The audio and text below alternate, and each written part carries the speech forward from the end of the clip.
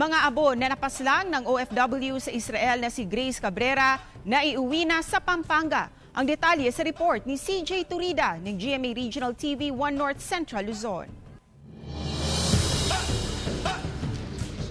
Malinaw pa sa alaala ni Mang Domingo ang huling pag-uusap nila ng kanyang asawang si Grace bago sila salakayin sa kalagitnaan ng gulo sa pagitan ng mga militanteng grupong Hamas at Israel. Ayon kay Mang Domingo, tagos pa rin sa puso ang huling alaala niya sa kanyang asawa. Sobrang sakit po, ma'am.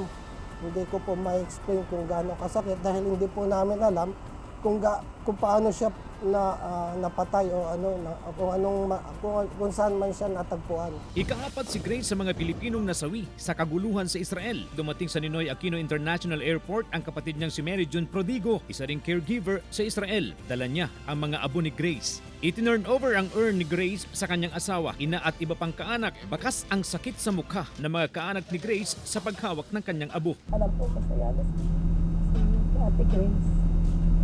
Saan pa yun dahil talagang pangarap niya makapunta ng Israel, makatungtong sa Holy Land. Iniuwi sa Pampanga ang abo ni Grace at nakaburol ngayon sa isang memorial park malapit sa tahanang naipundar nilang mag-asawa sa bayan ng Apalit. Siyempre nasaktan siya kasi nawala yung anak ko.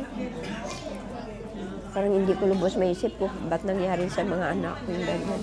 Mahigit 4 na taong nanilbihan bilang caregiver si Grace sa Israel para masuportahan ang kanyang pamilya at kamag-anak. Ito lang ang tatandahan mo, Han, sa ikabuturan ng aking puso, buhay ka pa rin. Hindi ka mamamatay sa aking isipan.